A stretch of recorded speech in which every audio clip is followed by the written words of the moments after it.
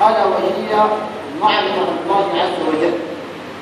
يعني بعض العرب ما شاء الله تجد فيها صورة ومكتوب فيها هذه العبارة، وبعض الناس يشيرون بالبيان على أن هذا الإنسان يعرف الله، ومعرفة الله عز وجل والخاص ونحن في هذا الشهر الكريم فغاية المؤمن في هذه الحياة أن يحقق معرفة الله عز وجل. ولذلك لقد سمى الله أقواما قائلا وما قدر الله حق قدره، أي بمعنى كما قال المجاهد بن جبر ما عظم الله حق تعظيمه. وإن معرفة الله عز وجل والذي لا يعرف الله أو الذي يعرف الله سبحانه وتعالى لا يقول للناس أنا أعرف الله، ولكن علاقته بالله وسمته وأخلاقه ومعاملته بعباد الله عز وجل تدل على أنه يعرف الله، وهو لم يصرح بذلك، لأن الله عز وجل قال ولا تزكوا أنفسكم هو أعلم بمن اتقى. ولكن أكمل الناس معرفة لله عز وجل تعظيما وإجلالا ورغبة ورهبة بين الله عز وجل ذلا وانكسارا، هؤلاء كان سمت الأنبياء والرسل عليهم الصلاة والسلام، وكذلك كان سلفنا الصالح. ولذلك أمر الطريق من أجل أن تعرف الله عز وجل وأن تعظمه في صدرك وأن يكون لله موضع في قلبك، أول شيء وأول قاعدة تعمل بها ألا وهي الافتقار إلى الله عز وجل، وأن تفتقر بالله بالكلية، وأن تصرف أمورها كلها لله. يا أيها الناس أنتم الفقراء إلى الله والله هو الغني الحميد. ومن هؤلاء الناس صفوة الخلق الأنبياء والرسل عليهم الصلاة والسلام، وهم في أعلى الدرجات وفي أسمى المقامات يفتقرون إلى الله عز وجل، وكل ما فيهم ينسبونه إلى الله سبحانه وتعالى. ومن هؤلاء القصة التي نحن الآن نسمعها هي قصة يوسف عليه الصلاة والسلام، وهي القصة التي سماها الله بأحسن القصص. ختام القصة ختم الله أو ختم يوسف عليه الصلاة والسلام بهذا الدعاء المبارك، والذي جعله آية الكتاب وقصة المبارك وختم هذه القصة بهذا الدعاء. قال يوسف رب قد آتيتني من الملك وعلمتني من تأويل الأحاديث فاطر السماوات والأرض أنت ولي في الدنيا والآخرة توفني. ولو أن الإنسان يعيش في هذه الحياة الدنيا يملك الأموال والعقارات والسيارات وعنده السرية الصالحة وفي قمة الأمن والرفاهية وفي حياة البزخ والترف، ولو ذكرت له الموت لتكدرت حياته. ولكن يوسف عليه السلام لم ينسى الله وفضل الله عليه، بعد أن حقق هذه الرؤيا التي رآها في المنام نسب الأمور إلى الله وأراد من الله بعد أن افتقر إليه أن يكون أحدا في زمرة الصالحين. والذي أتى من بعده سليمان عليه السلام، وهذا الملك أو هذا الملك سليمان وهو مر بالوادي سمع نملة تتكلم واستغرب من هذه الكلمات التي قالتها النملة وتنسى قولها، فلما سمع النملة تبسم ضاحكا من قولها وقال ربي أوزعني أن أشكر نعمتك التي أنعمت علي. ودارت الأيام والسنين وأن عرش بلقيس من اليمن نبع في طرفة العين ونظر إليه أمامه أيضا نسب الأمور إلى الله، فلما رآه مستقرا عنده قال هذا من فضل ربي ليبلعني أشكر أم أكفر، فمن شكر فإنما يشكر لنفسه ومن كفر لتعلم فاليقين إن ربك غني كريم. ولذلك أول قاعدة بمعرفة الله عز وجل ألا وهي الافتقار إلى الله. ولذلك الدعوة والعبودية لا يتلازمان أبدا. من قال أنا أعرف الله أو أنا أعلم بالله، أو أنا عالم، أو أنا فقير، أو أنا غني، كل من ادعى شيئا اعلم أنه في هذا الشيء مقصر. حتى قال ابن القيم رحمه الله صاحب مدارج السالكين: الدعوة والعبودية لا يتلازمان، وإن أغلظ حدود العبودية من الله عز وجل الادعاء. ولذلك أن تصل إلى الله أن لا تدعي، وأن تصف ربك بصفات الكمال، وأن تصف نفسك بصفات النفس. وهذا سيد الاستغفار الذي كان يقوله عليه الصلاة والسلام: اللهم أنت ربي لا إله إلا أنت، خلقتني وأنا عبد، وأنا على عهدك ووعدك ما استطعت، أعوذ بك من شر ما صنعت، وأبوء لك بنعمتك علي، وأبوء لك بذنبي. بين الإباءتين إباءة النعم المتفقة عليك، وإباءة الذنب الذي أنت معترف به بين ربك، تتولد العبودية بين هذين الإباءتين. ولذلك أن تعترف بنعم الله المتفقة وأنك مقصر في جلال الله عز وجل، هذه القاعدة موصلة من الله عز وجل.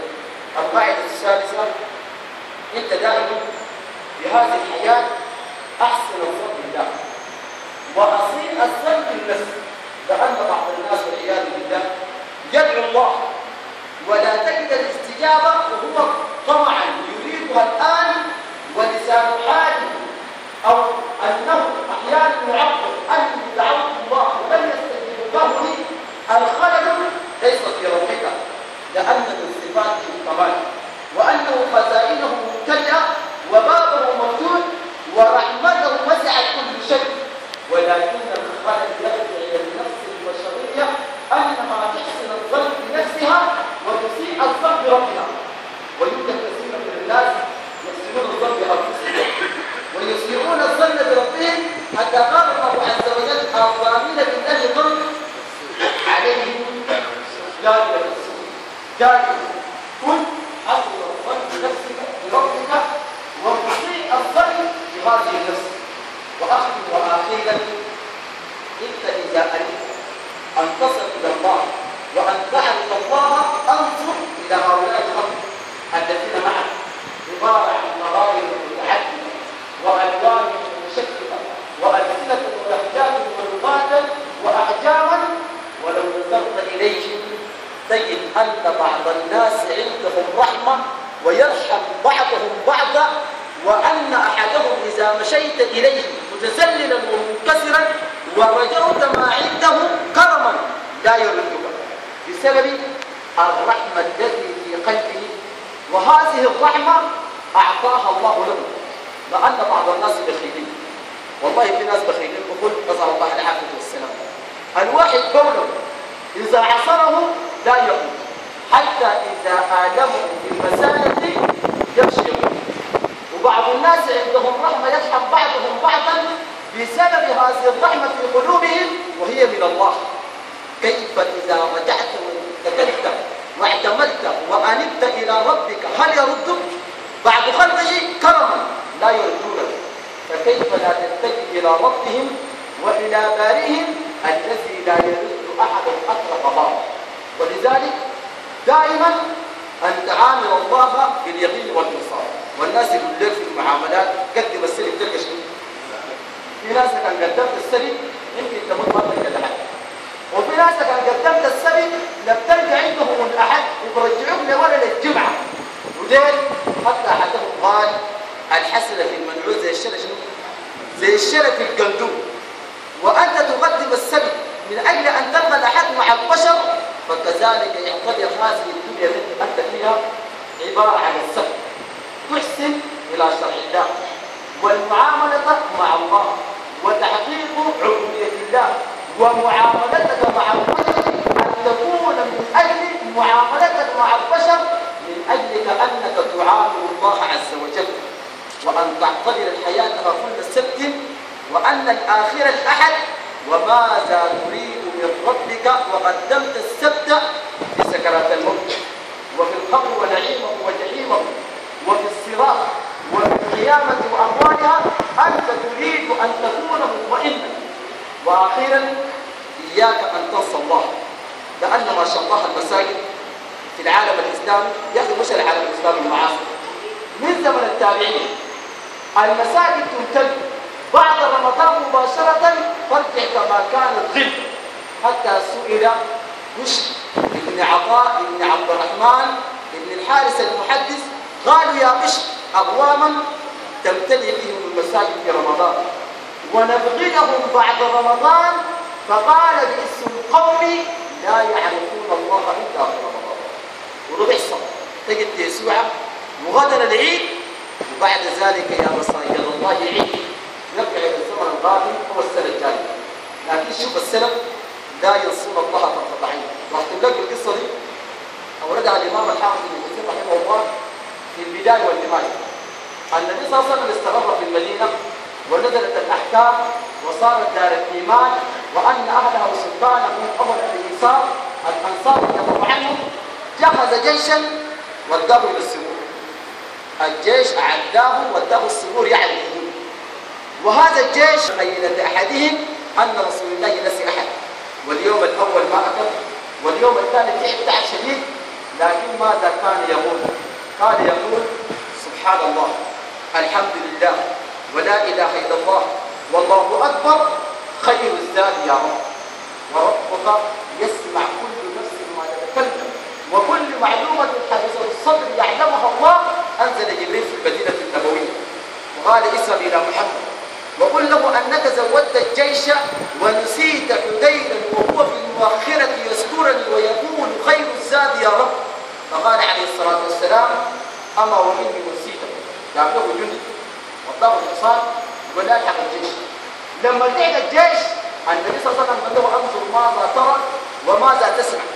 أعطى الطعام لحدير.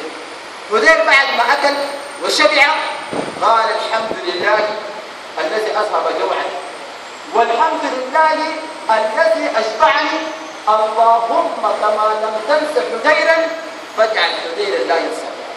اللهم كما لم تنس حديرا اجعل حديرا. بعض الناس يعرفون الله، بعد شويه يلتمسون في الدنيا ينسون الله، والله بالمقابل ينسيهم حتى انفسهم نسوا الله فانساهم. ونسال الله ان لا ننساه، وان نستيقظ وان نعلم وان نعيش في كنفه وفي كنف رحمته سبحانه وتعالى، وان يرزقنا الايمان الكامل واليقين الصادق والمعرفه الحقه، انه ولي ذلك والقادر عليه. وصل اللهم وسلم على نبينا محمد وعلى اله وصحبه اجمعين. والسلام عليكم.